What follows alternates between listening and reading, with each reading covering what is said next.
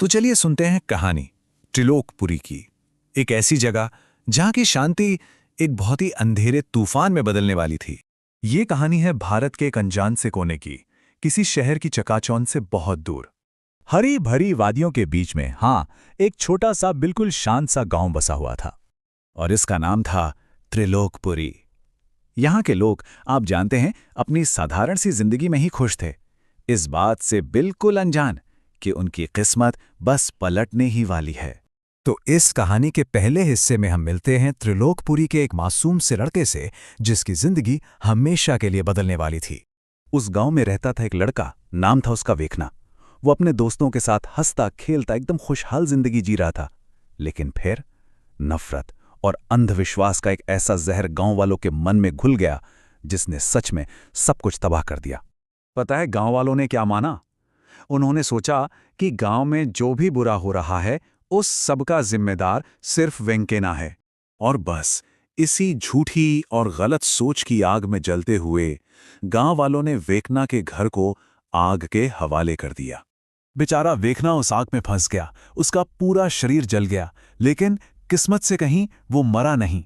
कुछ दिनों बाद जब वेंकना गांव वापस लौटा, उसका चेहरा और उसका शरीर आधा जल चुका था। लोग उसे देखकर डर गए। जिन लोगों के साथ वो खेला कूदा था, अब वही उससे दूर भागने लगे थे। और वेखना, वो बिल्कुल अकेला रह गया। अब कहानी आगे बढ़ती है। गांव पर एक नया और पहले से भी ज्यादा गहरा साया मंडराने वाला था। धीरे धीरे समय बीतता गया, गांव में त्योहार मनाए गए, बारिशों ने जमीन को भिगोया और लोग अपनी अपनी जिंदगी में आगे बढ़ गए। वेखना की यादें बस धुंधली पड़ने लगी थीं। धीरे धीरे गांव वाले उसे भूल गए।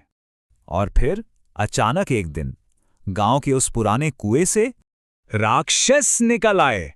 वो अंधेरे से निकले राक्षस गांव वालों को और मासूम बच्चों को उठाकर ले जाने लगे। हर तरफ बस चीख पुकार और आतंक का ही मंजर था। पूरे गांव में अफरा तफरी मच गई।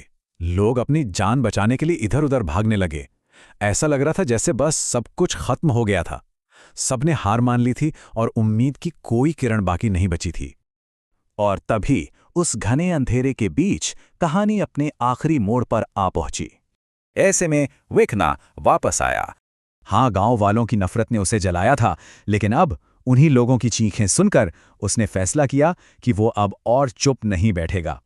और वेखना अकेले ही उन सारे राक्षसों से भिड़ गया। उसने अपनी पूरी ताकत, अपना सारा गुस्सा, सब कुछ उस लड़ाई में झोंक दिया और एक एक करके उन राक्षसों को वापस उसी अंधेरे कुएं में धकेल दिया जहां से वो आए थे। और फिर हर तरफ शोर की जगह खामोशी ने ले ली। गांव अब बिल्कुल महफूज था, और वो भी सिर्फ वेखना की वजह से। उस दिन गांव वालों को अपनी भयानक गलती का एहसास हुआ, जिसे उन्होंने राक्षस समझकर निकाल दिया था। असल में उसी ने उनकी रक्षा की थी। शर्म से झुके हुए सरों के साथ सबने वेखना से माफी मांगी। और उस दिन से वेखना सिर्फ एक जला हुआ अकेला लड़का नहीं रहा, वो बन गया त्रिलोकपुरी का रक्षक, उनका प्रोटेक्टर। वेखना की कहानी हमें ये सोचने पर मजबूर करती है कि असली हीरो कौन है, वो जिसके पास ताकत होती है, या वो जिसने सबसे ज्यादा दुख झेलकर भी दूसरों की रक्षा करना चुना।